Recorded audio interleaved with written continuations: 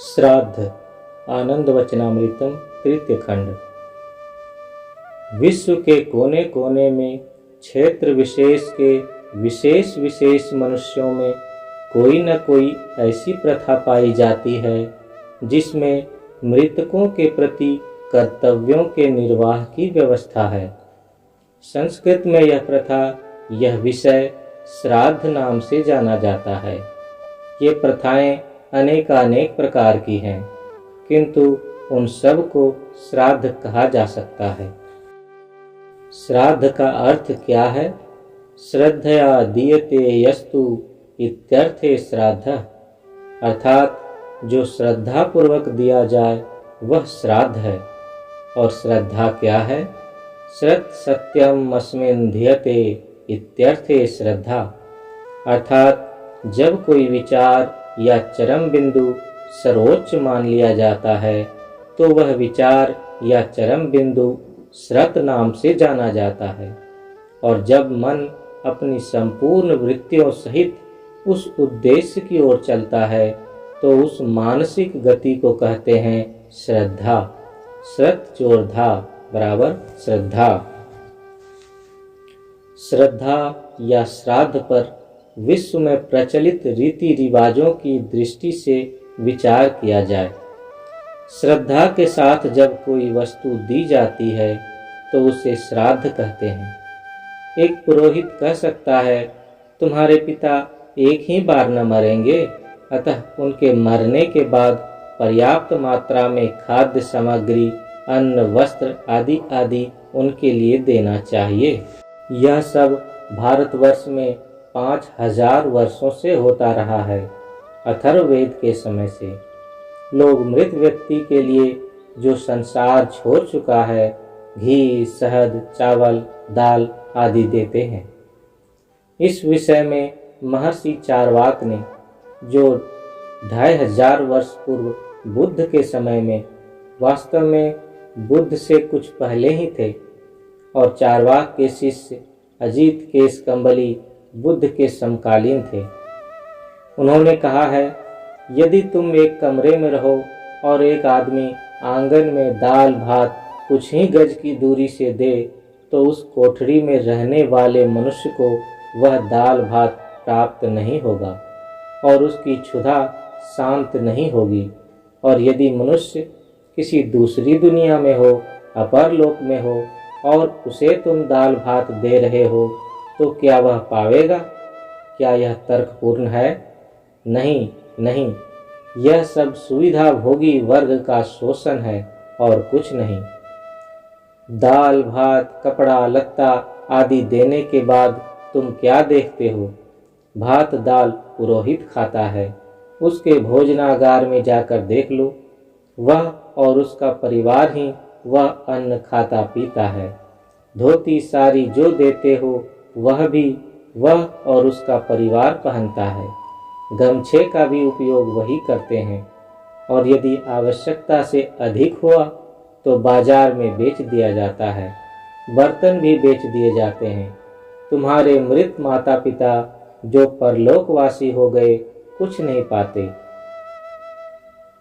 दूसरी बात जो तुम देखोगे और अनुभव करोगे वह यह है कि वास्तव में मृत व्यक्तियों को उन वस्तुओं की कोई आवश्यकता नहीं रहती।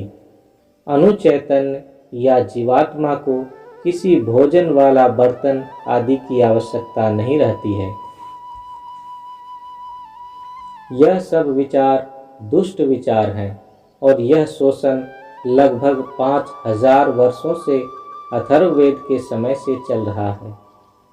विश्व के कुछ भागों में लोग 40 दिनों तक प्रतीक्षा करते हैं और उसके बाद विशेष प्रकार की प्रार्थनाएं करते हैं, और उन कृत प्रार्थनाओं के परिणाम स्वरूप यह आशा की जाती है कि मृत आत्माओं की स्थिति संरक्षित होगी।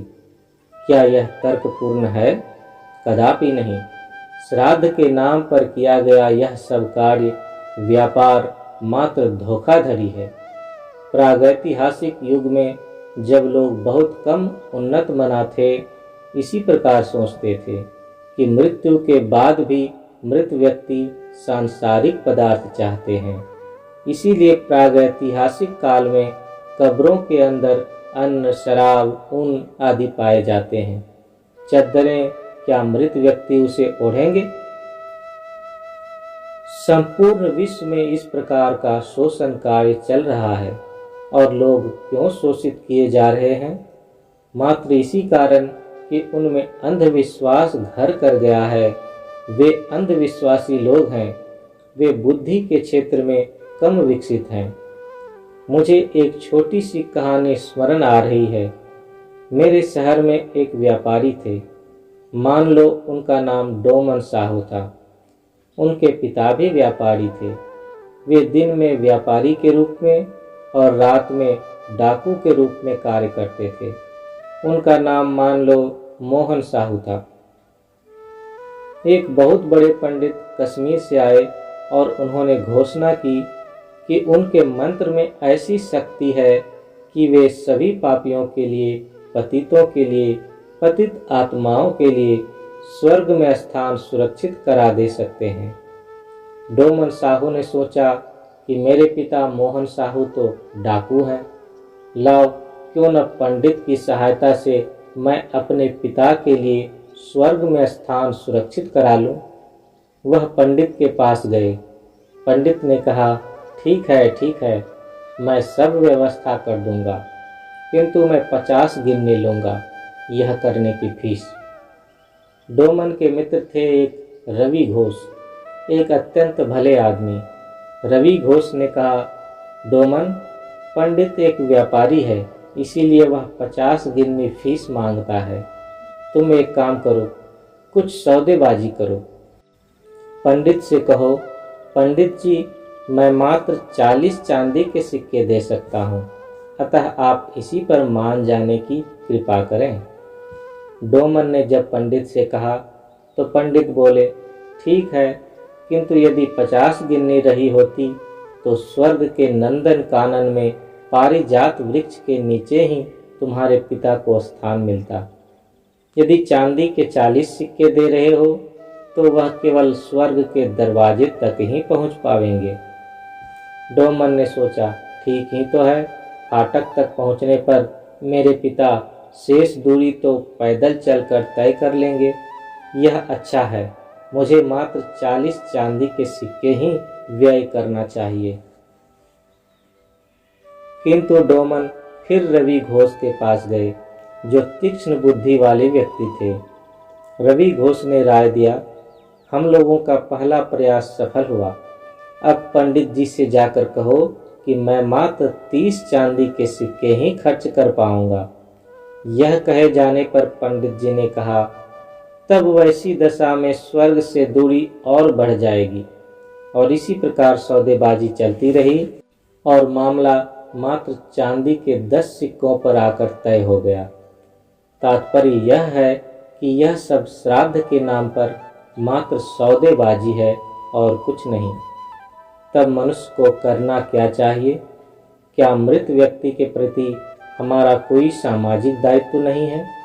जब अवसर उपस्थित हो तो हमें उनके प्रति श्रद्धा निवेदित करनी चाहिए, न कि गेहूं, जौ, चावल, दाल, साल, दुसाला, घी आदि। यह किस प्रकार करेंगे? जब तक कोई हमारे समाज में है, हमारा उसके प्रति एक सामाजिक उत्तरदायित्व है। मनुष्य सामाजिक प्राणी है और हमारा सामाजिक दायित्व बनता है।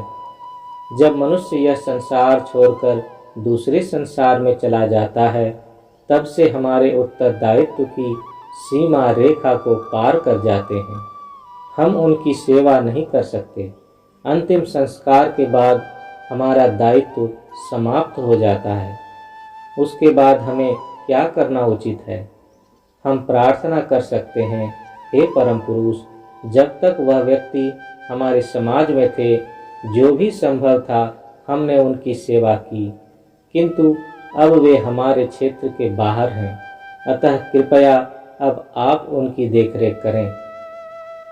मात्र यह प्रार्थना परम पुरुष से की जा सकती है, उससे अधिक कुछ नहीं। आनंद मार्ग की श्राद्ध विधि ठीक इसी प्रकार की है। उसमें हमें ना तो किसी खाद्य पदार्थ की आवश्यकता है, न वस्त्र की। हम अपनी श्रद्धा मात्र अर्पित करते हैं। हम कुछ और नहीं करते, ना कर ही सकते हैं। श्री श्री आनंद मूर्ति, पटना, 18 अक्टूबर 1978।